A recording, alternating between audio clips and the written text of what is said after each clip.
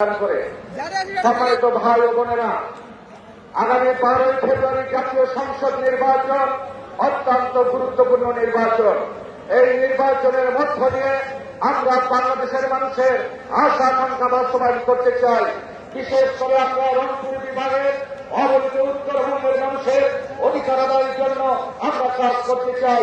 আমরা রংপুর বিভাগে রংপুর বিশালপুর রংপুর 5 আসনে আমরা দীর্ঘদিন থেকে বঞ্চিত।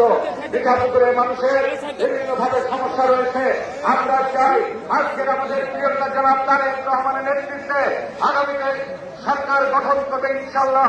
সেই সরকার গঠনের মধ্য দিয়ে আমাদের অবহেলিত রংপুর বিভাগের মানুষের উন্নয়ন সাধিত হবে। আমাদের উত্তরবঙ্গের রাস্তাঘাট সহ স্কুল কলেজ মাদ্রাসার উন্নয়ন, আমাদের বেকার সমস্যার সমাধান, আমাদের বিভিন্ন শিল্প প্রতিষ্ঠানের স্থাপনের মধ্য দিয়ে আমরা আমাদের রংপুর বিভাগের মানুষের উন্নয়ন চাই। আমরা রংপুর বিভাগের মানুষ, আমরা ইনশাআল্লাহ ধানের শীষের পক্ষে স্লোগান দিয়ে আগামী 12ই ফেব্রুয়ারি নির্বাচনে ধানের শীষের প্রত্যেকটি আসন থেকে বিজয়ী হয়ে তারেক রহমানের হাতকে শক্তিশালী করে আমরা এগিয়ে যাব এই আশাবাদ ব্যক্ত করে সবাইকে ধন্যবাদ জানিয়ে আমি আমার কথা শেষ করছি। ধন্যবাদ। আসসালামু আলাইকুম।